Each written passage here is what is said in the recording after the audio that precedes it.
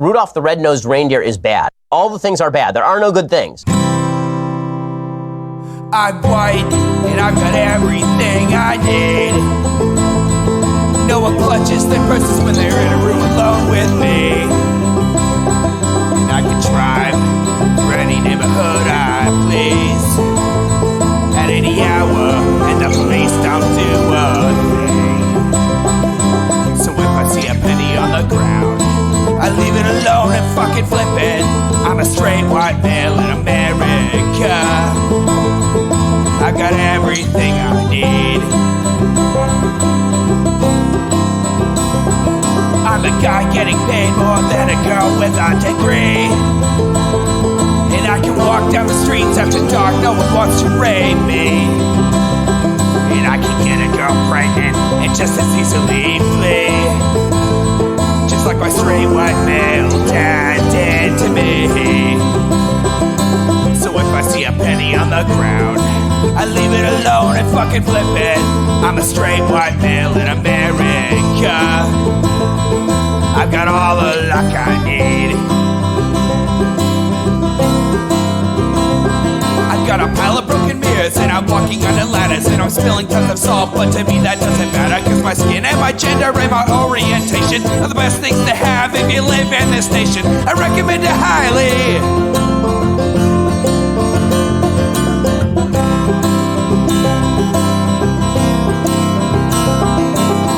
I see a penny on the ground, I leave it alone and fucking flip it.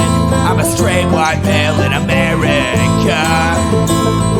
I've got all the luck I need.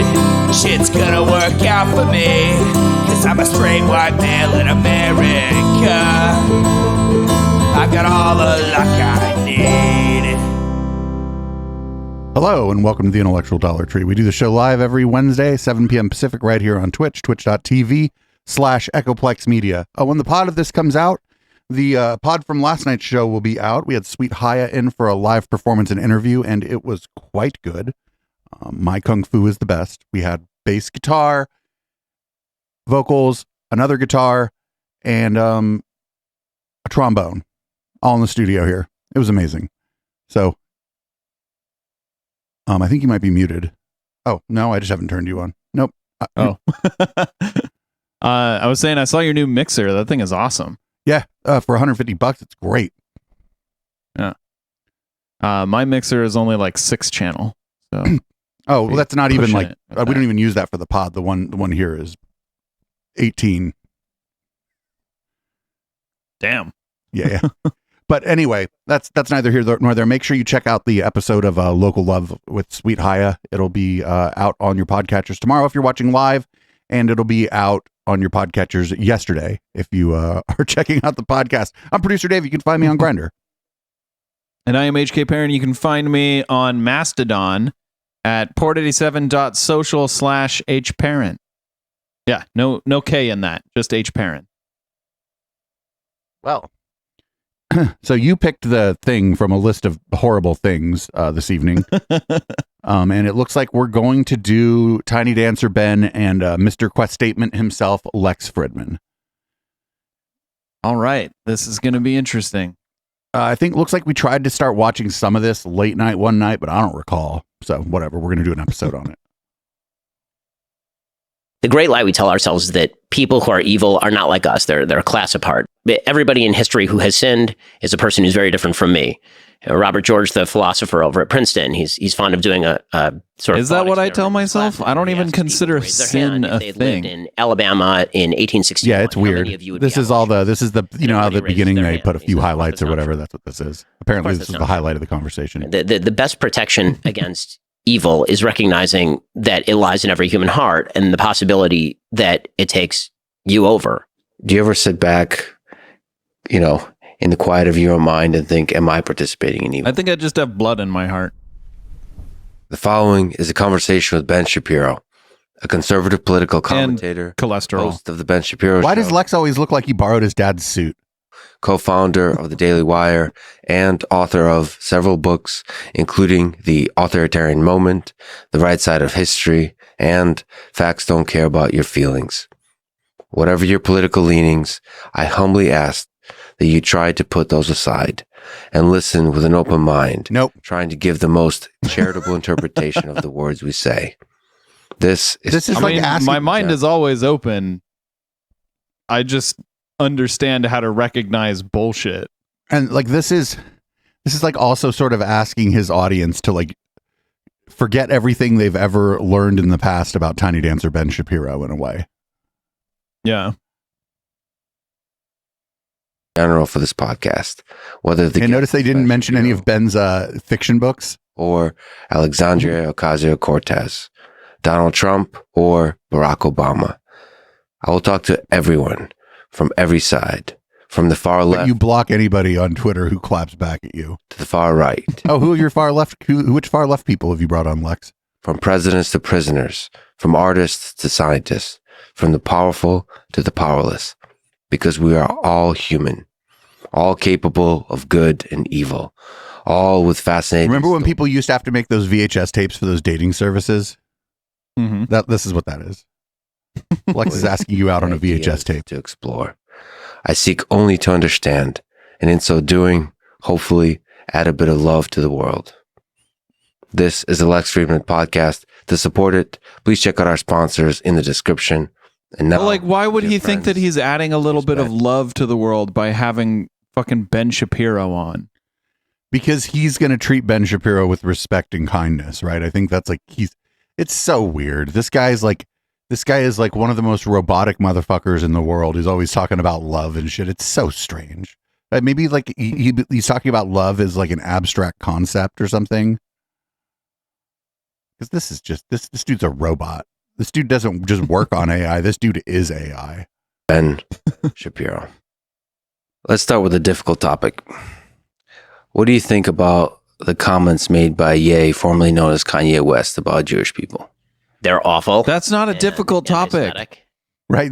It would only be a difficult topic if like you had a neo-Nazi on, but then it would be even less difficult, right? Because then you wouldn't have to parse Ben's bullshit about other kinds of bigotries. You just have a neo-Nazi on. That'd be Yeah, but that's not a difficult topic. It's Kanye West is a bigot. The end. yeah, it's very cut and dry. And they seem to get worse over time. They started off with the bizarre DEFCON 3 tweet, and then they went into even more. He thinks that's stereotypical where he garbage started. about Jews and Jews being sexual manipulators. I think that's the Pete Davidson, Kim Kardashian stuff, and then Jews running all I mean, of the Pete Davidson, a snack. media, Jews being in charge of the financial I'm sorry, sector, nobody got manipulated Jewish there. people. I mean, there's no. I mean, I called it on my show. There's Sherman Nazism, and it is. I mean, it's like right from Protocols of the Elders of Zion type stuff. Do you think those words come from pain? Where they come from? And you know, it's always hard to try and read somebody's Bigotry. mind. You know, what he Yeah, I don't care if he's in pain. That's fucking. That's like saying that like, oh well, it's fine actually that this guy whacked you in the leg with a bat. He's got a headache. like to me. Just I know a lot of having people experience who with are family in a people lot who of are pain. None of them are bigots. bipolar. He seems like a bipolar personality. He seems like somebody who is in the middle of a At least as far manic as I know. episode. And when you're manic, you tend to say a lot of things that you shouldn't say, and you tend to believe that they're the most brilliant things ever said. The Washington Post did an entire piece speculating about how bipolarism played into the kind of stuff that Ye was saying, and it's hard for me to think that I know it's not several playing people who are into it, bipolar and especially also with- aren't bigots.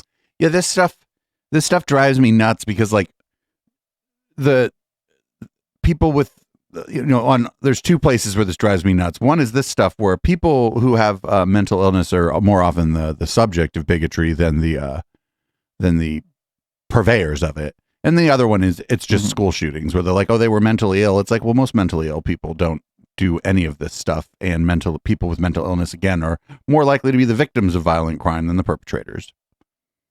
Yeah. They're using it as a scapegoat. Right. They're already like trying to like shirk it off on some condition that other people, like you were saying, other people live with this condition and manage not to blame all the troubles of the world on Jewish people somehow. I don't know how they do it. Apparently it's hard.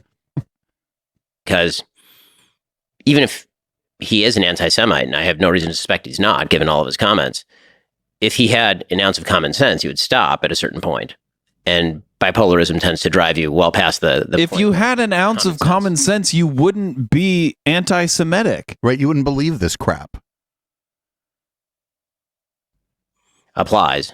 So, I mean, I would imagine it's coming from that. I mean, from his comments, I would also imagine that he's doing the logical mistake that a lot of anti-Semites or racists or bigots do, which is somebody hurt me. That person is a Jew. Therefore, all Jews are bad. And that jump from a person did something to me I don't like, who's a member of a particular race or class, and therefore everybody of that race or class is bad. I mean, that's textbook bigotry, and that's pretty obviously what Ye is engaging in. All the things are bad. There are no good things. That's the way he's been expressing it, right? He keeps talking about his Jewish agents. And I watched your interview with him, and you kept saying, so just name the agents, right? Just name the people who are screwing you. And he wouldn't do it. Instead, he just kept going back to the general, the group, the Jews in general. I mean, that was a shit show. Lex trying to talk to Ye was a shit show. We won't run it ever. That's I haven't seen that. And if we were putting any I probably should watch it. He would probably recognize it as such. To the degree his words fuel hate in the world, what's the way to reverse that process? What's the way to alleviate the hate? I mean, you're asking Ben Shapiro, who employs Matt Walsh. Like, take Ben Shapiro's statements off the table. He employs Matt Walsh. Matt Walsh did that "What Is a Woman" movie and has led like targeted harassment campaigns against trans women. So Matt Walsh, his comments after the shooting in Colorado were fucking atrocious. I think if I'm not mistaken, before and after, right? I should, if I'm not mistaken, this interview was before. But yeah, you can't like take all the bad shit that Ben Shapiro has said about mostly gay marriage recently. Take all the bad shit he's ever said off the table. Just the fact that he employs Matt Walsh means he doesn't have the answer to the question that was just asked of him. Yeah, comes to alleviating the kind of stuff he makes it worse. Obviously, debunking it, making clear that what he's saying is garbage. But the reality is that I think that for most people who are in any way engaged with these issues, I don't think they're being convinced to be anti-Semitic by Ye. I mean, I think that there's a group of people who may be swayed that anti-Semitism is acceptable because Ye is saying what he's saying, and he's saying so very loudly, and he's saying it over and over. But yeah, I think that, for example, there are these signs that were popping up in Los Angeles saying Ye is right. Well, that group's been out there posting anti-Semitic signs on the freeways for years. And there are groups like that posting anti-Semitic signs where I live in Florida. They've been doing that for years, well before Ye was saying this sort of stuff. It's just like latest opportunity to kind of jump on that particular bandwagon. But listen, I think that people do have a moral duty to call that stuff out. So there is a degree to which it normalizes that kind of idea that Jews control the media, Jews control X institution. Is there a way to talk about a high representation of a group like Jewish people in a certain institution like the media or Hollywood and so on without it being a hateful conversation? Sure, of course. A high percentage of higher than statistically represented in the population percentage of Hollywood agents are probably Jewish. A higher percentage of lawyers generally are probably Jewish. A high percentage of accountants are probably Jewish. Also, a higher percentage of engineers are probably Asian. Like, the statistical truths are statistical truths. It doesn't necessarily mean anything about the nature of the people who are being talked about. There are a myriad of reasons why people might be disproportionately in one. Oh no, here we're gonna get into some race essentialism shit here, aren't we? Probably. Other ranging from I hope by reasons he means like either socioeconomic reasons or cultural reasons. I hope he doesn't mean racial reasons. To sometimes the genetic. I mean, there are certain areas of the world where there it is. People are better long distance runners. He meant racial reasons. Their genetic adaptations in those particular areas of the world. That's not racist. That's just fact. What starts to get racist that's is when racist. You are attributing a bad characteristic to an entire population based on the notion that some members saying of this race is good because they have the good genes. That's racist. It's also eugenicist. Yep. Yeah, there's a jump between. It's also possible that record label owners, as a group, have a kind of culture that f's over artists. Sure. Doesn't treat artists fairly. And That's just capitalism, baby. That doesn't have anything to do with being Jewish. also possible that there's a high representation of Jews in the group of people that own record labels, but it's that small but a very big leap that people take from the group that own record labels to all Jews. For sure. And I think that one of the other issues also is that anti-Semitism is fascinating because it breaks down into so many different parts. Meaning that if you look at sort of different types of anti-Semitism, if you're a racist against black people, it's typically because you're racist based on the color of their skin. If you're racist against the Jews, you're anti-Semitic, then there are actually a few different ways that breaks down. Right? You have anti-Semitism in terms of ethnicity, which is like Nazi-esque anti-Semitism. You have Jewish parentage, you have a Jewish grandparent. Therefore, your blood is corrupt and you are inherently going to have bad properties. Then there's sort of old school religious anti-Semitism, which is that the Jews are the killers of Christ, or the Jews are the sons of pigs and monkeys, and therefore Judaism is bad, and therefore Jews are bad. Didn't that story, wasn't it the Roman cops that killed him? Yes. Yes. And the way that you get out of that anti-Semitism, historically Christ speaking, is was which Jewish. Most anti-Semitism for a in couple the thousand Bible years lore. actually was not ethnic. It was much more rooted in this sort of stuff, right? If a Jew converted out of the faith, then the anti-Semitism was quote unquote alleviated. And then there's a sort of bizarre anti-Semitism that's political anti-Semitism, and that is members of a group that I don't like are disproportionately Jewish. Therefore, all Jews are members of this group or are predominantly represented in this group. So I feel like the vast majority of what he's talking about, like the vast majority of anti-Semitism is the first kind that he was talking about. You have Jewish heritage, therefore you are bad kind of anti-Semitism. Right. And I would say the other two are just manifestations, like manifestations of your speech around the way you talk about your distaste for Jewish people, right? That's the other two are just subsets of the first one, mostly. Yeah. I feel like if it were common to just be against Jews because of their religion, then you wouldn't see like so many different religions, like specifically for, the idea that it was the Jews who killed Christ, then you wouldn't see anti-Semitism in populations that didn't have a lot of Christians, and you do. Right. And also it like secular people who just happen to have Jewish last names wouldn't be getting a lot of, be the subject of a lot of anti-Semitism, but they are.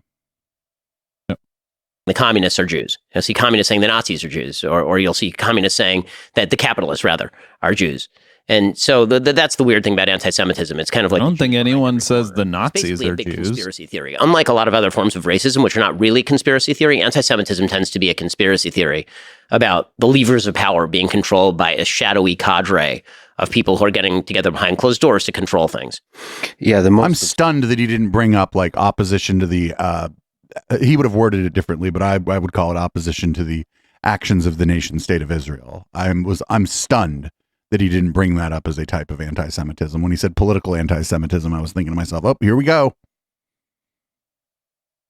Absurd illustration of anti-Semitism, just like you said, is Stalin versus Hitler over Poland, that every bad guy was a Jew. Right. It was like, so every enemy, there's a lot of different enemy groups, intellectuals, political, and so on, military, and behind any movement that is considered the enemy for the Nazis and any movement that's considered the enemy for the Soviet army are the Jews. What does the fact that Hitler took power teach you about human nature? When you look back at the history of the 20th century, what do you learn from that time? I mean, there are a bunch of lessons to Hitler taking power. The first thing I think people ought to recognize about Hitler taking power is that the power had been centralized in the government before Hitler took it. So if you actually look at the history of Nazi Germany, the Weimar Republic had effectively collapsed. The power had been centralized in the chancellery and really under Hindenburg for a couple of years before that. And so it was only a matter of time until someone who was bad grabbed the power. And so the struggle between the Reds and the Browns in Nazism, in pre-Nazi Germany, led to this kind of up spiraling of radical sentiment that allowed Hitler in through the front door, not through the back door. Right, he was elected. So you think communists could have also taken power? I mean, there's no question communists could have taken power. They were a serious force in pre-Nazi Germany.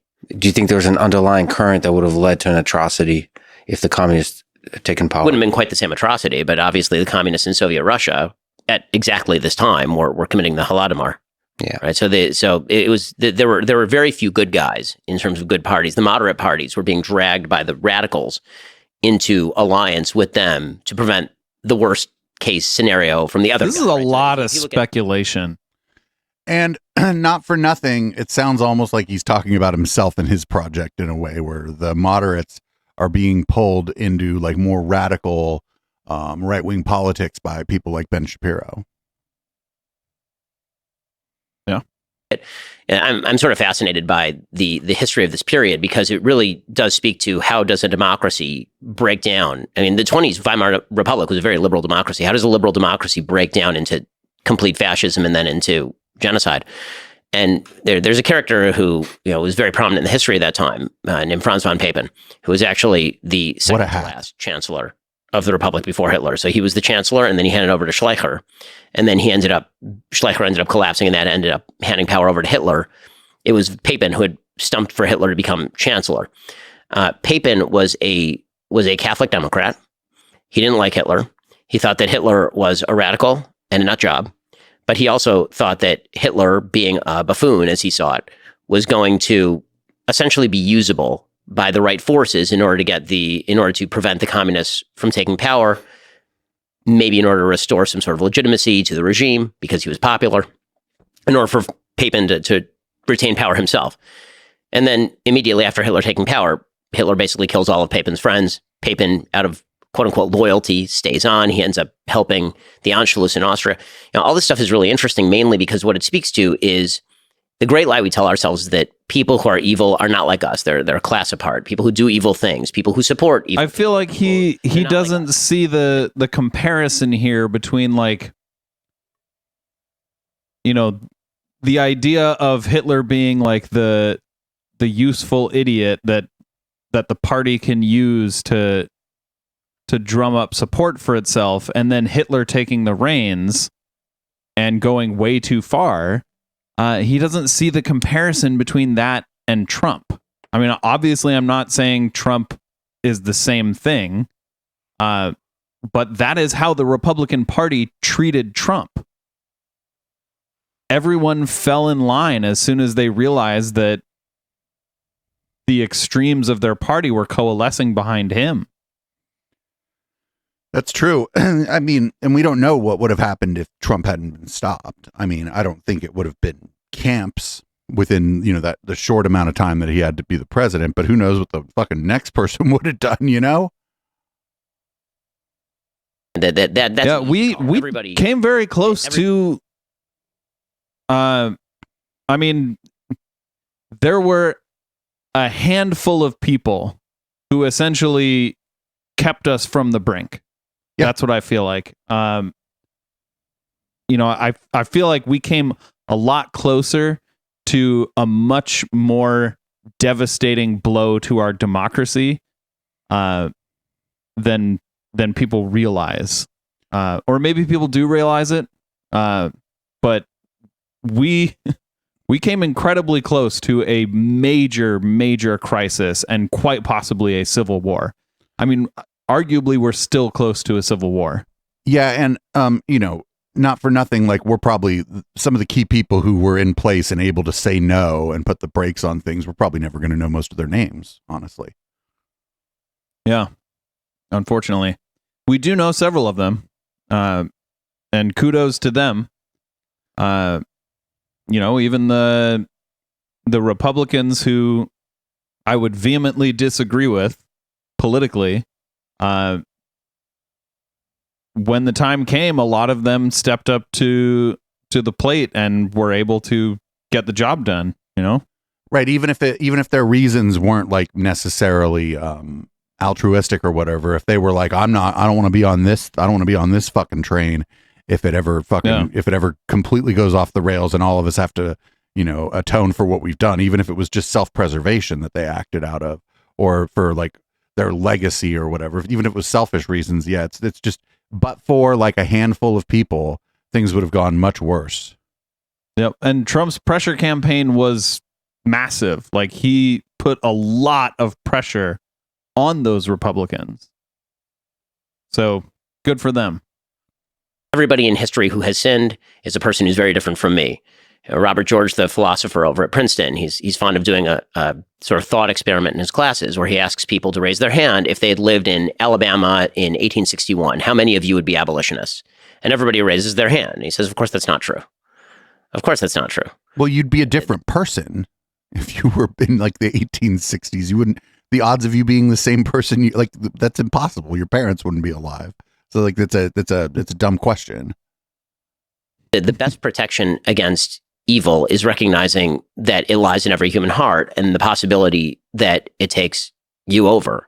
And so you have to be very cautious in how you approach these issues, and the back and forth of politics, the sort of bipolarity of politics, the polarization in politics might be a better way to put it, makes it very easy to kind of fall into the rock'em sock'em robots that eventually could theoretically allow you to support somebody who's truly frightening and hideous in order to stop somebody who you think is more frightening and hideous. And you see this kind of language, by the way, now predominating almost all over the Western world, right? My political enemy is an enemy of democracy. My political enemy is going to end the republic. My political enemy is going to be the person who destroys the country we live in. And so, people are only saying that about one person, really, honestly. They're really only saying that about the Donald Trump and his enablers. A lot of people on his side say that about Biden. Yeah, I guess so. It's just not. I don't know that those people are like. Those people are becoming fewer. Those people are like fucking Steve Bannon. You know what I'm saying? They're not serious people. I mean, I think Ben has fearmongered like that. Oh yeah, probably. Quite a few times. He has said, that we as the left, we want to destroy democracy or destroy families or destroy society or whatever, when it's really like, no, we just don't want our gay friends and our trans friends to be shot to death. We're a fan of them remaining alive. That person has to be stopped by any means necessary. And that's dangerous stuff. So the communists had to be stopped in Nazi Germany, and so they're the devil. And so any useful buffoon, as long as they're effective against the communists, would do. Do you ever wonder, because the people that are participating in evil may not understand that they're doing evil, do you ever sit back, in the quiet of your own mind and think, am I participating in evil? I mean, so my business partner and I, one of our favorite. Oh, look at that smile, because he knows. He knows. British comedy show. The name. He knows for a fact that what he does promotes evil. The SS, and they're dressed in the SS uniforms and the black uniforms with the skulls on them, and they're saying to each other. One says to the other guy, "You notice like the British, the symbol is something." It's something nice, and it's like an eagle, but it's a skull and crossbones. You see the Americans, you see their blue uniforms. Oh, stop it, Ben! Awesome. Jet black. Are we the baddies?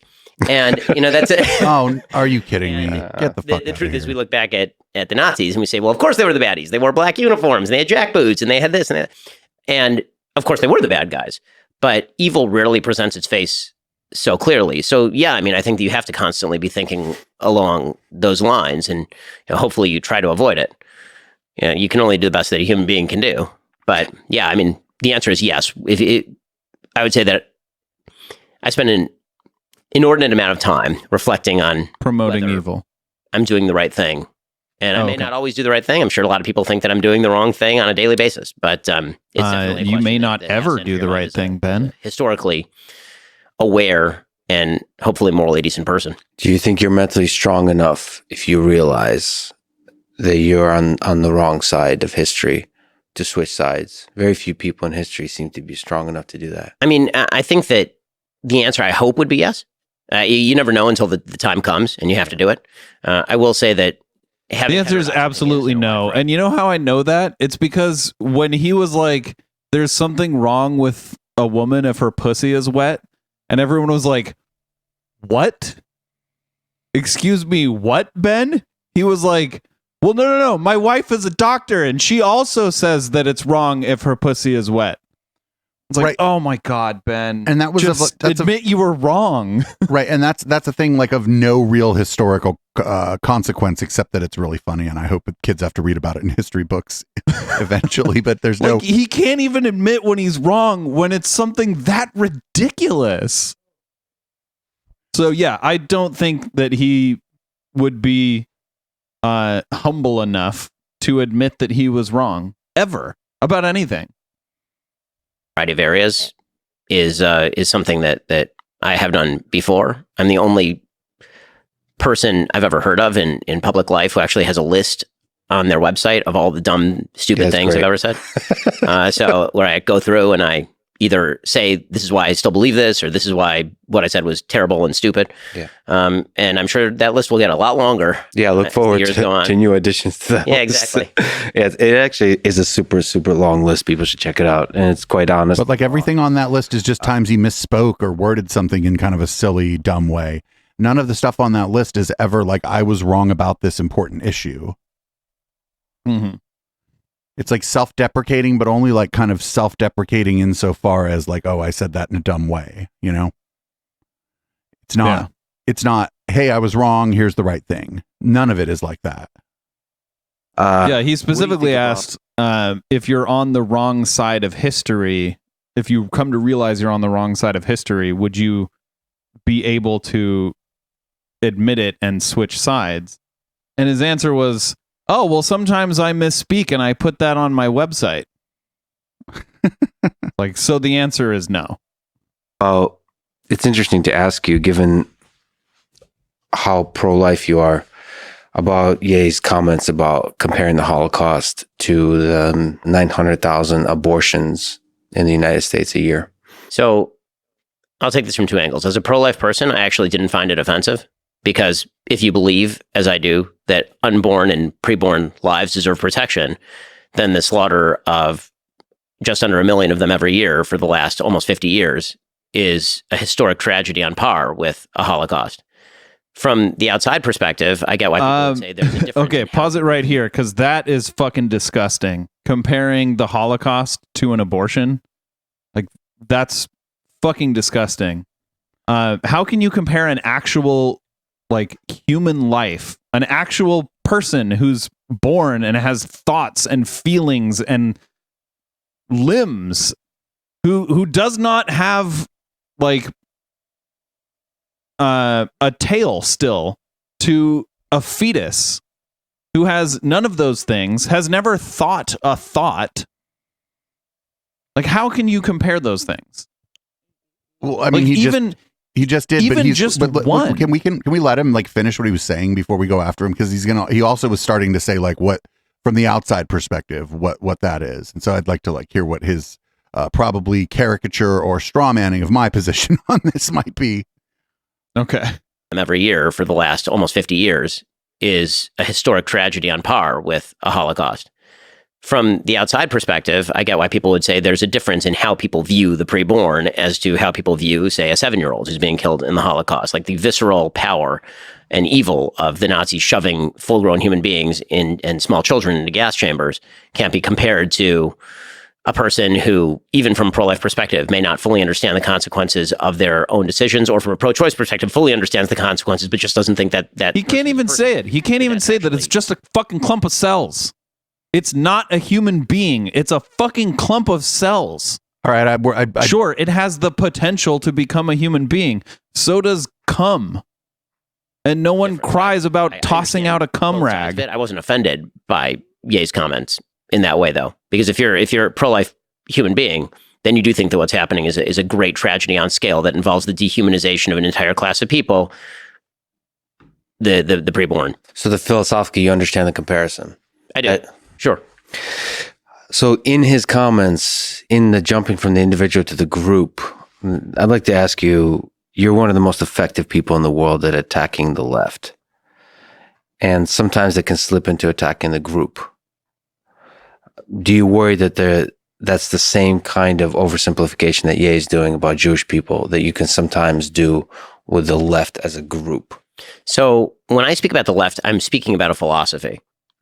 I'm not really speaking about individual human beings as the leftists. Wait, no, come on. That's bullshit. Philosophy doesn't exist without humans to think the thing.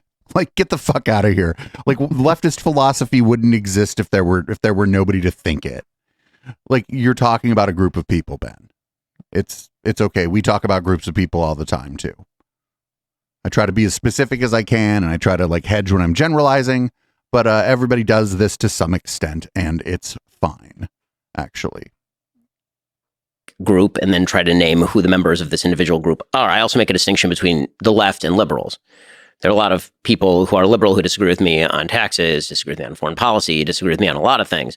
The people who I'm talking about generally, and I talk about the left in the United States, are people who believe that alternative points of view ought to be silenced because they are damaging and harmful simply based on the disagreement. So, wait, no, that's not leftism though. That's just I think you should shut up, and I think everybody thinks that sometimes too. Actually, like it doesn't ever cross your mind that people who disagree with you about this or that should just shut the fuck up? I think everybody thinks that. Like, it's a delusional thing to think. If you think it's going to happen, you're out of your mind. But it's like everybody thinks that. I don't know what he's talking about. that's one distinction. The second distinction, again, is when I talk about the right versus the left, typically I'm talking about a battle of competing philosophies. And so I'm not speaking about typically, it would be hard to, if you put a person in front of me and said, is this person of the left or of the right? Having just met them, I wouldn't be able to label them in the same way that if you met somebody in the name of Greenstein. To be clear, he doesn't focus much on philosophy. He focuses on fucking culture war issues. Right. And I mean, one could argue that like your position in the culture war issues come from like your philosophy about the world around you and other people. But yeah, he's not like talking. He doesn't talk about leftist philosophy very much. The only one of these fuckers who tries to do that is James Lindsay, and he does it so poorly that like that it's actually pretty funny. Yeah, this is stupid. He's like, Lex isn't going to push him on this, but I would. I'd be like, what are you talking about? You're talking about groups of people. Philosophy is not like a disembodied thing. A black person.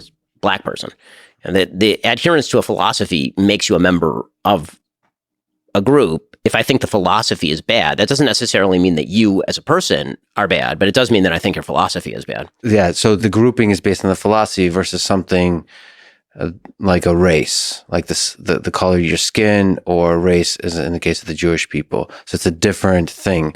You can be a little bit more nonchalant and careless in attacking a group because it's ultimately attacking a set of ideas. Well, right? I mean, it's really nonchalant in attacking the set of ideas, and I don't know that nonchalant would be the way I'd put it. I try to be exact when you don't always hit, but if I say he's like, I try to be chalant, the communists, right, and then presumably I'm speaking of people who believe in the communist philosophy. Hyper chalant. Now, the question is whether I'm mislabeling, right? Whether I'm taking somebody who's not actually a communist and then shoving them in that group of communists, right? That would be inaccurate. The dangerous thing is it expands the group as opposed to you talking about the philosophy. You're throwing everybody who's ever said, I'm curious about communism, I'm curious about socialism, because there's like a gradient. It's like to throw something at you. I think Joe Biden said MAGA Republicans, right? Right. I think that's a very careless statement, because the thing you jump to immediately is like all everyone who voted Republicans for Trump. for Trump. Right. Versus I think in the charitable interpretation, that means a set of ideas. Right? Yeah, well, no. When you say MAGA Republicans, you're talking about people. Yes, the kind of people who identify themselves as MAGA Republicans. Right. They'll tell you. Don't worry. There are a lot of Republicans who voted for Trump who do not consider themselves to be MAGA Republicans and wouldn't agree with Trump on the kind of extreme MAGA ideals. Right. So Like what Lex just said there is just wrong. With the MAGA Republicans line from Biden is that he went on in the speech that he made in front of Independence Hall to actually try and define what it meant to be a MAGA Republican who was a threat to the Republic, was the kind of language that he was using. And later on in the speech, he actually suggested, well, there are moderate Republicans, and the moderate Republicans are people who agree with me on like the Inflation Reduction Act. It's like, well, that can't be the dividing line between a MAGA Republican. Well, I don't know the speech he's talking about, but I don't know if he said that that's like the dividing line. It might have been an example of what moderation is when, like, if you usually vote for Republicans, but you agree with the Democrats on some things, that's what we generally call that a moderate Republican. Yeah. So I don't know but it doesn't have to be, we don't just draw it on one specific policy. It could be any policy really. Or any small group of policies. And a moderate Republican, somebody who agrees with you, you got to name me like a Republican who disagrees with you fairly strenuously, but is not in this group of threats to the Republic. You make that distinction, we can have a fair discussion about whether the idea of election denial, for example, makes somebody, a threat to institutions. Yes. Yep. They're like part of a group. Whether or not they participated in the behavior or not, they're part of the group that egged on the people on January 6th. So, yes. Yeah, and on purpose. Yeah, definitely on purpose. I don't think there were many people who who were election deniers who then watched what the events of January 6th and were like, well, this is the worst thing I've ever seen. They may have said, well, this is a bad idea, right? But they didn't, they didn't watch in horror or whatever, I don't think. That's a conversation that we can have, and then we'll have to discuss how much power they have, what the actual perspective is, delve into it. But, I think that he was being overbroad and sort of labeling all of his political enemies. How much power election deniers had? One of them was the fucking president. Right. Governors, secretaries of state, like, I don't know. When he says power, though, I think he means like cultural power, right? He probably just means Hollywood. Like he's got a real fucking disdain for Hollywood because they didn't ever let him be a screenwriter. And so I think that's what he means when he says power. People that stop him specifically from becoming a screenwriter. But there are different kinds of power. Cultural power and political power are, they're linked, but they're not the same. So. All the time, I'm not going to plead clean hands here because I'm sure that I've been inexact. But what would be good in that particular situation is for somebody to sort of read me back the quote, and I'll let you know where I've been inaccurate. I'll try to do that. And also, you don't shy away from humor and occasional trolling and mockery and all that kind of stuff. Wait, Ben Shapiro does humor? Some of the stuff he said has been funny, but like doing humor was when you're intentionally funny. Yeah. I think Ben Shapiro's idea of humor is kind of like Dave Rubin's idea of humor. Or like that Gad Sad guy who only ever talks about having done satire in the past tense because he never says anything funny at all. For the fun, for the chaos, all that kind of stuff. I mean, I try not to do trollery for trollery's sake, but if the show's not entertaining and not fun, people aren't going to listen. Right. And so, if you can't have fun with politics, the truth about politics is we all take it very seriously because it has some serious ramifications. Politics is Veep; it is not House of Cards. The general rule of politics is that everyone is a moron unless proven otherwise. That virtually everything is done. He took that quote from someone. And I heard that quote recently. Politics as a comedy. It might have been him. He might have tweeted it out or something. I don't think it was him. Well, it might have come from him. Maybe someone else took it from him. Possibly. Have a lot more fun. And so the difficulty for me is I take politics seriously, but also I have the ability to sort of flip the switch and suddenly it all becomes incredibly funny. Because it really is. Like if you just watch it from a pure entertainment perspective, and you put aside the fact that it affects hundreds of millions of people. I mean, if you're not being oppressed, yeah, you could find it funny, but like it's not funny when like your life is on the line. President Trump being president, I mean, he's one of the funniest humans who's ever lived. Watching Kamala Harris be Kamala Harris and talking about how much she loves Venn diagrams or electric buses. I mean, that's funny stuff. So it is. You can't make fun of that. Then how much you love Venn diagrams and electric buses is funny. I wouldn't consider that funny. I know a very funny guy named Phil Johnson who does has a guitar, plays and makes funny songs. Usually when I see a comedian that has like an instrument, I'm like, fuck, this person's not going to be funny, right? It's all very few, very few comedians who bring musical instruments up on stage are funny. But I don't think even Phil Johnson, one of the funniest people I've ever met, and we've interviewed him a few times for Local Love, I don't think he could make a funny song about Venn diagrams and electric buses. And he is a comedic genius, legitimately.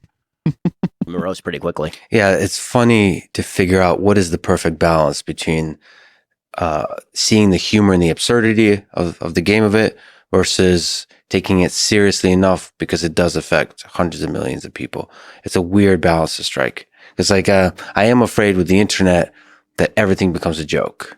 I totally agree with this. I will say this. I try to make less jokes about the ideas and more jokes about the people in the same way that I make jokes about myself. I'm pretty self-effacing in terms of my humor. I would say at least half the jokes on my show are about me. Right? When I'm reading ads for Tommy John and they're talking about their no wedgie guarantee, I'll say things like, that would help me in high school because it would have. I mean, just factually speaking.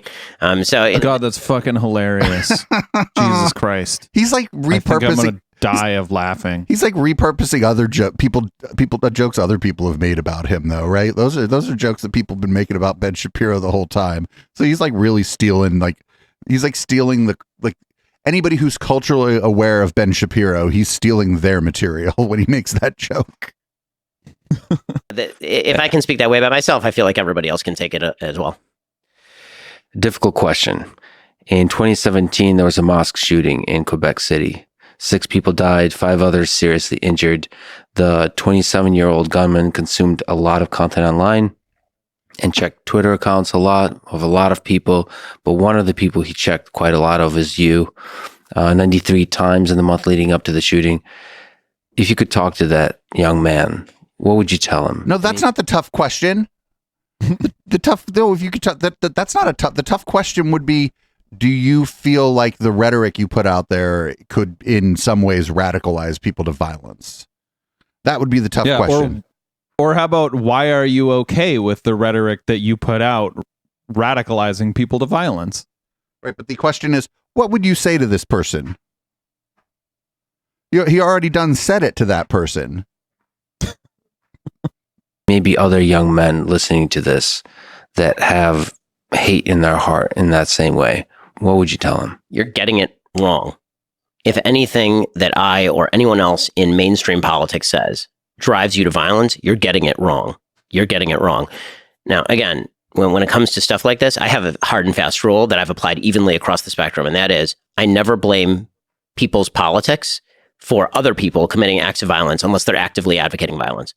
So Ben just does not believe in stochastic terrorism. Just straight up does not believe in stochastic terrorism. That's what he's telling you right there. Yeah. Also, you mentioned Matt Walsh works for him. Yes. What about when Matt Walsh calls for violence? I think somebody like Ben might be like, he's only pointing out what's going on and giving you the person's name and address. I'm not kidding. I'm pretty sure Matt Walsh has said essentially this person should be killed about certain people. I don't know if that's a fact. Like I said, I'm a big believer in the idea of stochastic terrorism, and I think Ben right here is just doing a master class in stochastic terrorism denial. You don't have to, if you have a group of people that you're radicalizing into a hateful ideology, you have to expect that one of them is going to act on it. You don't know who it's going to be, you don't know when it's going to be, and you don't know what they're going to do. But that's how stochastic terrorism works, and it allows people like Ben to sort of wash their hands of any of the consequences of their own behavior and their own rhetoric and how it impacts society. Yeah. So I don't think that Matt Walsh has ever specifically said like this person deserves to die or this person needs to die, but he has said some things along the line of like, these kinds of people are ruining society, or these kinds of people, we need to get these kinds of people out of our society, things like that, which imply, these people, quote, need to die, or unquote, non-quote. a congressional baseball game. That is not Bernie Sanders' fault. I may not like his rhetoric. I may disagree with him on everything. Bernie Sanders did not tell somebody to go shoot up a congressional baseball game. When a nutcase in San Francisco goes and hits Paul Pelosi with a hammer, I'm not going to blame Kevin McCarthy, the House Speaker, for that. When somebody threatens Brett Kavanaugh, I'm not going to suggest that was Joe Biden's fault, because it's not Joe Biden's fault. I mean, we can play this game all day long, and I find that the people who are most intensely focused. I feel like you just exhausted all of your examples for the left, though. Your last one was like some guys were yelling at Brett Kavanaugh. Right. Well, there was a situation where a person traveled to Brett Kavanaugh's home with a weapon, but that person basically, thankfully, by the way, I don't like the word chickened out, but I can't really think of another, but they've fucking turned themselves in. Okay. They were basically, I'm in crisis. I can't believe what I'm doing. The congressional baseball thing was a very long time ago. Yeah. I'm pretty sure he's exhausted his list of examples of people on the left being radicalized enough that they're willing to commit heinous acts of violence. Whereas a lot of these mass shooters have right-wing politics. Like you look up how they acted online, and they traveled in right-wing circles. Right. Notoriously leftist organization, the FBI, has put out these statistics year after year after year, right? And yeah. those leftists over at the FBI oppose the politics of the person, as opposed to actually believing sincerely that this has driven somebody into the arms of the god of violence. But I have 4.7 million Twitter followers. I have 8 million Facebook followers. I have 5 million YouTube followers. I would imagine that some of them are people who are violent. I would imagine that some of them are people who do evil things or want to do evil things. And I wish that there were. So are you okay with egging them on? Yeah, because he eggs them on, but more to the point, and I keep hammering this home, he employs Matt Walsh, and the version of this that Matt Walsh is doing is just far more in your face than what Ben does. Mm-hmm. And, he also employs Candace Owens, who has been essentially defending the things that Kanye has been saying. So people from deliberately or mistakenly misinterpreting things as a call to violence. It's just a negative byproduct of the fact that you can reach a lot of people. And so, if somebody could point me to the comment that I suppose, quote unquote, drove somebody to go and literally murder human beings, then I would appreciate it. So I could talk about the comment. That's the thing, though. He's not willing to admit that his rhetoric is what does it. He's saying well, I didn't make one specific comment that said go and murder someone. No, you don't have to. It's your rhetoric. He espouses violent rhetoric. Right. The way this works, right, isn't that they hear one episode of the Ben Shapiro podcast or the Matt Walsh show or whatever, and this person's radicalized. That person was already on there. That person's already in the funnel, dude. You're just pushing them down the funnel a little bit more. That's it. It's not complicated. It's literally anybody who's ever watched one of these sales funnel con men videos understands this. The top of the funnel is people like Ben Shapiro. To some extent, sometimes Sam Harris is the top of that funnel. For some people, if they're more inclined towards the manosphere, somebody like Jordan Peterson is the top of that funnel. And at the bottom of that funnel, you have people like Nick Fuentes, Milo. Now Ye seems to be at the bottom of that funnel. But just because you're not the bottom of the funnel, if you nudge someone down the funnel, you're part of the problem. I would say Matt Walsh is the bottom of the funnel, and he employs him. Certainly near the bottom of the funnel. Absolutely. Absolutely. His homophobia and transphobia is just so blatant and brazen. But I'm actually going to predict that in the next 6 months, it's going to be politically impossible for Ben to keep Matt under his employ, and he's going to let him go. I hope so. I don't, mainly because I just think that if we remove agency from individuals, and if we blame broad scale political rhetoric for every act of violence. We're not going to the people who are going to. But we're not blaming it for every act of violence. Like, people commit acts of violence all the time for all kinds of reasons. We're talking about political violence. We're talking about politically motivated violence. Domestic terrorism. Right. And so we're not talking about domestic violence, right? That's a whole other thing. And don't get me wrong, there are people in Ben's little orbit who are apologists for that shit too, the manosphere types in his orbit. But yeah, there's all different kind of violence. People commit violence in robbery because they want the person's money, and it's completely apolitical. And it doesn't matter when somebody robs somebody, like beats them up and takes their wallet. We never go through their social media to see what politics stuff they were following, because it's not political. This is stupid. This is absolutely stupid. The general population, because free speech will go away. If the idea is that things that we say could drive somebody who is unbalanced to go do something evil, the necessary byproduct is hate. Is that speech is a form of hate. Hate is a form of violence. Speech is a form of violence. Speech needs to be curbed. And that to me is hate speech is a form of hate. Yes. That's why it's named hate speech. And he's making like a pretty dumb slippery slope argument. The argument against what he's saying is that you, as a person you just talked about how big his following is, maybe you should be a little more careful and circumspect. Maybe you should think a little bit more about what you're saying and how it's impacting our society and what possible negative impacts it's going to have on our society before you fucking say it. Yep. Like, yeah. It doesn't have to be the government telling you, like, hey, you're not allowed to say that. You could just decide for yourself. Oh, wow, the things that I'm saying drive people to kill other people. Maybe I shouldn't say those things. Right. Even if you accept that those people, maybe if it wasn't Ben, it would have been someone else, right? Maybe they would have found, I don't know, some other fucking ghoul, right? But that doesn't mean that just because they would have found some other ghoul, if you weren't saying it, that it's good and proper and okay for you to be saying it. You're just another voice now.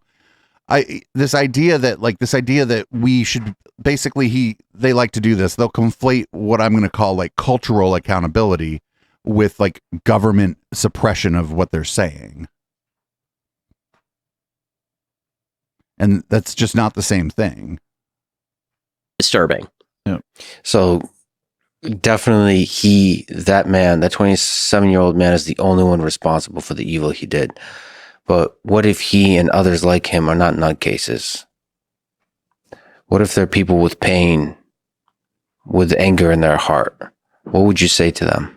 You are exceptionally influential, and other people like you that speak passionately about ideas. What do you think is your opportunity to alleviate the hate in their heart? If we're speaking about people who aren't mentally ill and people who are just misguided, I'd say to him the thing that I said to every other young man in the country: you need to find meaning and purpose in forming connections that actually matter, in a belief system that actually promotes general prosperity and promotes helping other people. And this is why, the message that I most commonly say to young men is it's time for you to grow up, mature, get a job, get married, have a family, take care of the people around you, become a useful part of your community. I've never at any point in my entire... But that's like, that's not for everyone, Ben. What if you're talking to somebody who's having a very hard time dating? They're like, can't even get a second date. And, they're very frustrated with that. And then they go down the manosphere pipeline. Or what if you're talking to someone who's asexual and aromantic? They just don't want to be in a relationship. Right. Or what if it's just somebody who is maybe polyamorous, or the word polygamy gets a lot of like shit, but somebody who's polygamous and likes to sleep around, but is otherwise fairly well adjusted. I mean, not otherwise, is well adjusted and just likes to get their fuck on. Well, if they get radicalized by like some, content creator or group of content creators, this advice to them isn't going to help them. In fact, you're just going to be like furthering the problem of them feeling that they're being othered by society when you tell them that they need 2.5 kids and a station wagon and maybe a Jeep or something and a white picket fence. And they're like, but I don't want those things. I just want a nice apartment and like just scroll through Grindr. Get out of here. Like, yeah. And also, like, he prefaced that by saying, well, if they're not mentally ill, if they're just, struggling or whatever, and like, why would you refrain from giving the advice that you're giving to someone who's mentally ill? Like, are mentally ill people just... Does he think that if someone has a mental illness that they're not worth trying to communicate to? Right, because I think that a lot of times the assumption is that you have to be a person with a mental illness to go do these things, and it's just basically the difference between what we colloquially call crazy and someone with a mental illness, because those aren't the same thing actually. Mm-hmm. Their career suggested violence as a resort to political issues. I mean, the whole point of having a political conversation is that it's a conversation. If I didn't think that it were worth trying to convince people of my point of view, I wouldn't do what I do for a living. So violence doesn't solve anything. No, it doesn't. As if this wasn't already a difficult conversation. This has not been a difficult conversation. You've given him an out every time. Also, I think it's a real cute platitude when someone says violence doesn't solve anything. But it's also unrealistic, because sometimes violence is the only answer. Like when you have literal Hitler killing, like committing genocide and waging war across Europe, the answer is violence. Right. Many would say self-defense or defense of others, right? These are the times when violence is okay. Absolutely. Yeah. And this is a difficult conversation, but just in that it's difficult to watch, and I cannot fucking wait for the post game. Ilhan Omar, you've called out her criticism of Israel policies as anti-Semitic. Is there a difference between criticizing a race of people like the Jews and criticizing the policies of a nation like Israel? Of course. I criticize the policies of Israel on a fairly regular basis. I would assume. Yeah, the gay marriage stuff mostly, probably. An angle than Ilhan Omar does. But yeah, I mean, I criticize the policies of a wide variety of states. And to take an example, I mean, I've criticized Israel's policy in giving control of the Temple Mount to the Islamic Waqf, which effectively prevents anybody except for Muslims from praying up there. I've also criticized the Israeli government for their COVID crackdown. I mean, like, you can criticize the policies of any government, but that's not what Ilhan Omar does. Ilhan Omar doesn't actually believe that there should be a state of Israel. She believes that Zionism is racism and that the existence of a Jewish state in Israel is in and of itself. She didn't. You would be hard pressed to find examples of her saying that. She doesn't say that. Yeah, I've never heard her say that. Like, not for nothing, like in her district, the Jewish population voted for her like 3-1. If she was saying that kind of shit, even like non-Zionist secular Jews would be like, oh, nope, that's weird. That's weird eliminationist rhetoric that I'm not going to vote for. So the great sin, that is a statement she would make about no other people in no other land. She would not say that the French don't deserve a state for the French. She wouldn't say that Somalis wouldn't deserve a state. But wait, the French aren't like telling any Italians who live in France that they can't go like live in a certain place and bulldozing their houses and shit so the ethnic French can move in there. Like, so we can't say that about the French. and we also, I don't know. I mean, I don't want to get too far down this rabbit hole, but I think that the only solution in Israel and Palestine is to knock down the fences, and people just need to fucking live together as neighbors and shop at each other's shops and shit. Just like how I don't know what religion my fucking neighbors are. That's where they need to get. Otherwise, this is just never going to end. And that's a long ways away. They need to end up fighting about politics and the size and role of government, and maybe gay marriage or something like regular people. In Somalia, that is the ideal solution, but whether that is possible to attain is a question. Oh, I think it's not in our lifetimes. That Germans don't deserve a state in Germany. She wouldn't say for the 50 plus Islamic states that exist across the world that they don't deserve states of their own. It is only the Jewish state that has fallen under her significant scrutiny. And she also promulgates lies about one specific state in the form of suggesting, for example, that Israel is an apartheid state, which it is most eminently not, considering that there's an argument to be made that Israel is an apartheid state. I know secular Jews in America who believe that, who are disgusted by what's going on there. In fact, most secular Jews in the United States do not support the Likud party and the Home party and the ruling far-right parties of Israel. They think that what's going on there is quite bad. So Ben is out of step with, I think he's a religious Jew himself. I think he might be conservative, because there's like Orthodox, conservative, Reform, and I forget there's like a new one now, or like one that was new to me. I don't mean new. But he might even be out of step with most religious Jews in the United States on this matter.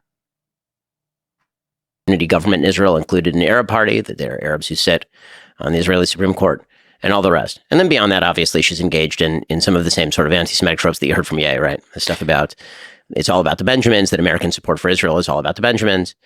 And she's had to be chided by members of her own party about this sort of... That was like a fucking song. Like famously, the Foo Fighters, obvious Nazis, the Foo Fighters did a rap rock thing with somebody about that song. She was talking about AIPAC, and she was talking about money. Because Benjamin is $100 bill.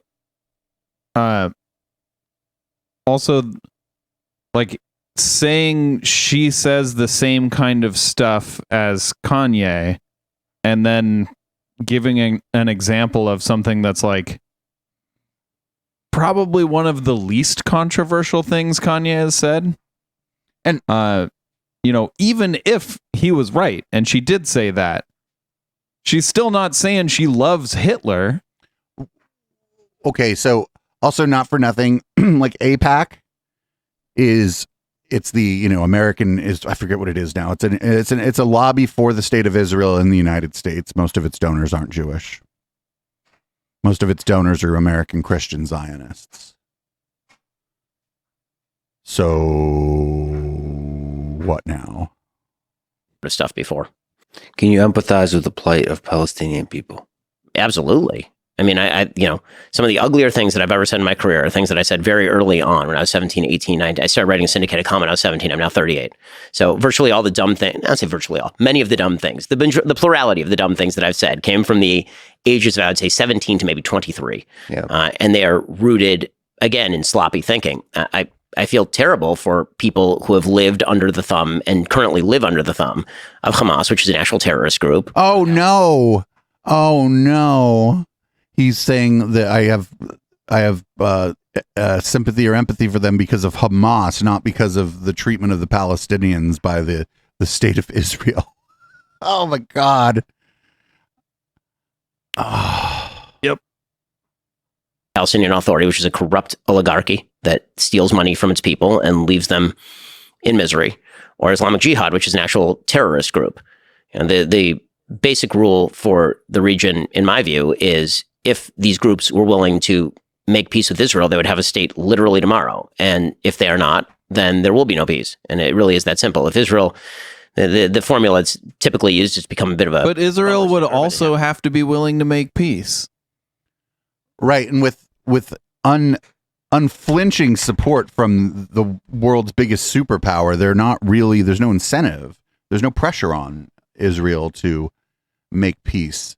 And I don't even know what peace with the Palestinians looks like, because first of all, if they were going to have like the West Bank and Gaza, they wouldn't have one contiguous piece of land. They'd have two pieces of land where to visit, for like in one part of their country, to visit another part of their country, they'd basically need permission from a third country to even go there, And so this is I don't know. I don't like this comparison of criticism of Israel and the lobbying of the United States government on behalf of Israel. I don't like this comparison at all to like Protocols of the Elders of Zion, fucking anti-Semitism. I don't like it at all. I think it's dishonest, and it's designed to provide cover for people like Kanye. I think Yeah. it's both sidesing a thing that isn't. The two things aren't similar. Do anti-Semites use use some of these things to fuel their anti-Semitism as part of their rhetoric? Absolutely. But that doesn't mean that, that doesn't mean that the criticisms of the state of Israel are anti-Semitic in their nature all the time, or even most of the time. Happens to be factually correct. If the Palestinians put down their guns tomorrow, there would be a state. If the Israelis put down their guns, there would be no Israel. You get attacked a lot on the internet. Oh, yeah. I noticed. got to ask you about your own psychology. How do you not let that break you mentally? And how do you avoid? I feel like we should resentment? talk about what he just said. It's wrong. Where he said if Palestinians put down their guns tomorrow, they would have a state. That's just wrong. Like at the very least, it's like a counterfactual and it's some crystal ball shit, right? Yeah. But it's wrong. Like they're fighting each other. They're not like, it's not like one side is going to just immediately placate to the other as soon as the other is like, you know what, we're done fighting. No, both sides want the same thing. So both sides are trying to get it. Of the groups that attack you. I mean, there are a few sort of practical things that I've done. So, for example, I would say that 4 years ago, Twitter was all consuming. Twitter is an ego machine, especially the notifications button, right? The notifications button is just people talking about you all the time. And the normal human tendency is, wow, people talking about me. I got to see what they're saying about me, which is a recipe for insanity. So my wife actually said, Twitter is making your life miserable. You need to take it off your phone. So Twitter is not on my phone. If I want to log on to Twitter, I have to go onto my computer and I have to make the conscious decision to go onto Twitter and then take a look at what's going on. I could just imagine you like there's a computer in the basement. You descend into the check Twitter. That's pretty much in it. the darkness. If you look at when I actually tweet, it's generally like in the run up to recording my show or when I'm prepping for my show later in the afternoon, for example. That doesn't affect you negatively mentally, like put you in a bad mental space? Not particularly if it's restricted to sort of what's being watched. Now, I will say that I think the most important thing is you have to surround yourself with a group of people who you trust enough to make serious critiques of you when you're doing something wrong, but also you know that they have your best interests at heart. Because the internet is filled with people who don't have your best interests at heart and who hate your guts. And so you can't really take those critiques seriously or it does wreck you. And the world is also filled with sycophants, right? Then the more successful you become, there are a lot of people who will tell you you're always doing the right thing. I'm very lucky. I got married when I was 24 and my wife was 20. So she's known me long before I was famous or wealthy or anything. And so she's a good sounding board.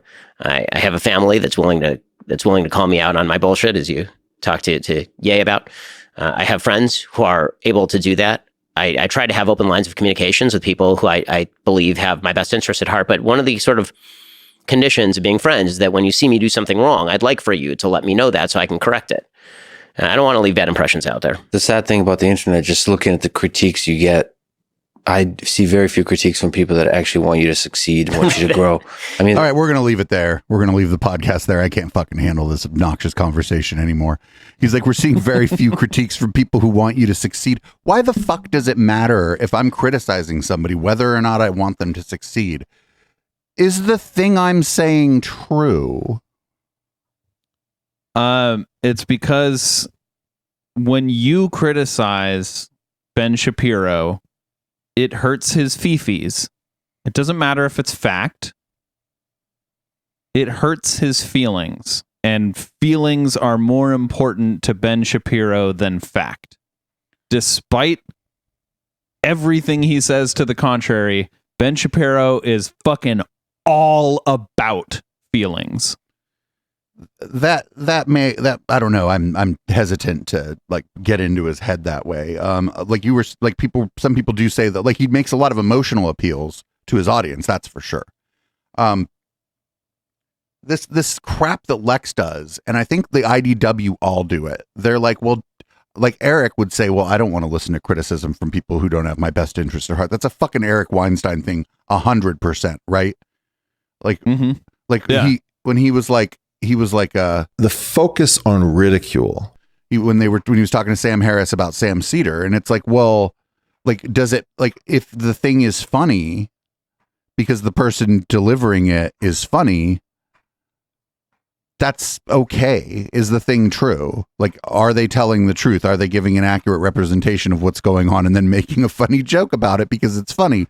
Well, if that's what's going on, then they're just saying something true and being funny. And I guess sucks for you if you can't do that sometimes. This oversampling almost on interpersonal relationships and intent behind criticism is one of the things we've been talking about since the first fucking episode of this show. And it's dumb as fuck if you're a public figure. Mm-hmm. And also, we've seen examples of people criticizing these men because, well, I guess Heather is in there too. We've seen examples of people criticizing these, quote, public intellectuals, bringing up perfectly valid criticisms with clearly no bad intent. You know, they didn't come at him like, oh, you're such a fucking loser, here's a valid criticism. No, it's just like, here is my valid criticism presented plainly, and then they'll fucking block them. Right. Every time. Like, it's not like everybody's me out there, like, going after the trigonometry guy for putting a laugh track on his stand-up comedy video. Like, that's, you know, that's intended to, like, defame. Oh, well, I don't know. Putting a laugh track on your stand-up comedy video is actually defamation of one's own character. Ask any comedian if they would do that. Any real comedian. But when I was talking to Chris from Decoding the Gurus, like, during our conversation after, like, the podcast interview, where I thought that, you know, I was like, oh, you know, you're up late or whatever. We talked about how when he and his co-host Matt, who are, you know, academics who talk about these people, they still try, their show's funny and interesting and they do poke a little bit of fun, but no matter, like, when they put out an episode about somebody, the person who's the target of the episode usually acts like it was an episode of the fucking Intellectual Dollar Tree about them, right? Where we are, or I'll speak for myself. I am perfectly happy to make negative comments about someone's character based on their behavior. I think that's a thing that we should do more in society. We should be like, oh, you're a shitty person because you do this. And I think that's fine. You know, we make character assessments all the time in our personal lives, deciding who to be friends with, who to date, whatever, whether or not we want to even go to Thanksgiving dinner. Some people are like, my uncle's character is so poor, I can't go to Thanksgiving dinner. And so but it's just like, no matter what kind of criticism these people get, they act like it's an episode of this show where we, like, spend an hour dunking on them.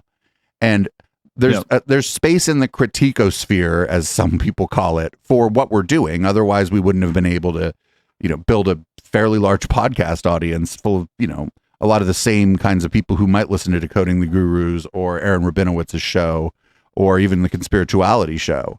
But that doesn't mean that those people who are in the same sphere as we are, kind of critiquing public intellectualism, doesn't mean they're all us. It doesn't mean they're all doing what we're doing just because they're in the same, just because they're in, like, the same basket we are and criticizing the same people more or less about the same things. And so it's just really interesting how everybody in the IDW, and I will say every one of them, retreats back to this, oh, well, they're coming after me. They just want to make fun. They just want to dunk. Well, yeah, some of it is that, but I wouldn't want to dunk on you if you weren't a fucking asshole. Like, I don't know what else to say, right? I wouldn't dunk on Sam Harris for his, like, weird speech mannerisms if he was out there going, oh, you know, I think that we have a lot of problems in the alt-right, and I'm not, you know, this race IQ stuff that's coming up is really troubling. If he would have had Charles Murray on and Charles Murray would have started talking about these race differences and Sam would have said, you know, I think a lot of this has been debunked, or at the very least, there's been evidence presented that a lot of this is incorrect or incomplete. Like, we wouldn't have been going after him. If you know what I mean? We wouldn't go after Jordan Peterson if he was just sounded weird and happened to find himself addicted to benzodiazepine, right? We go after Jordan Peterson because he shit all over drug addicts for like most of his career at a public intellectual, some of that time, while hopped the fuck up on benzos. And I think that's kind of funny. I'm sorry. I'm sorry to the people who think it's crass that I think that's kind of funny. But these people all retreat into this space where it's all personal. And it's and just then to have not. Ben Shapiro say, like, out loud that he would totally listen to criticism if it's coming from someone who has his best interest at heart. It's like, that is a very subjective thing that you're talking about, has your best interest at heart. And you could fall back on that if you're blocking someone who has valid criticism. And you know he does that. You know, as soon as someone has a valid criticism that he doesn't like, he goes, "Oh, you don't have my best interest at heart." Block. Right. It's like Sam Harris when he says none of this is the good faith, not good faith criticism. Do you remember? And I think maybe we'll this will be our kind of closing remark, but Lex is the king of like this. We have to have this respect for one another. He even talks about love, and he has weirdos like Jordan Peterson on. If you remember Sam and Ezra, the whole time Ezra was legitimately taking apart what Sam does and explaining Charles Murray's history as a public intellectual. And the whole time Sam was impugning Ezra's character, saying you're just doing this as a hit job. You've come here in bad faith. You're trying to smear me. Like these are all, you know, the thing that Sam Harris accused everybody else of doing all the time. He was trying to smear Ezra Klein during that conversation. Ez didn't care. And Ezra's like, he's like, I run Vox. I don't care what you say. He's like, what the fuck do I care what you say? Ezra's like everything Sam Harris like kind of wants to be. He's like mild-mannered, liberal, and unlike Sam, self-made. I don't agree with everything Ezra Klein says. I think he's definitely doesn't share my politics. But in that, we saw Sam talking to somebody who's everything that Sam tries to be. And when we see Lex going, oh, we need to increase the love, and I'll talk to people of all political persuasions. Well, he's not really increasing the love by having people coming on like Ben Shapiro and like kind of letting them sanitize themselves through Lex's frame of we have to increase the love. And I don't know, he doesn't really want to hear from people who don't like him. He blocks faster than anybody. Lex blocked me before I had ever tweeted at him. Wow. I think you know what? He probably used one of those like programs that will block you based on like whether you liked someone else's tweet. That, or he name searches himself, and we had done an episode about him. Possibly, yeah. I wish it would tell you like what date they blocked you on. That'd be interesting information. But the thing is, then people would use that to like continue to harass people, right? Yeah. People would use that for nefarious purposes. Anyway, that's been the podcast version of the show. You can go ahead and watch the rest of this interview if you want. I don't recommend it. We remember at the beginning, we were like, oh, you should watch the whole thing. Fuck that. You can if you want. I'm not stopping you. It's publicly available. But my God, was that insufferable. HK, can you read the show out? Yes. We do this show every Wednesday at 7 p.m. Pacific, live on twitch.tv/Echoplex Media. Yep. And we also have other shows. You can check them out at echoplexmedia.com. And if you want to support the show, you can either subscribe to us on Twitch if you watch us here, or you can throw bits at us on Twitch.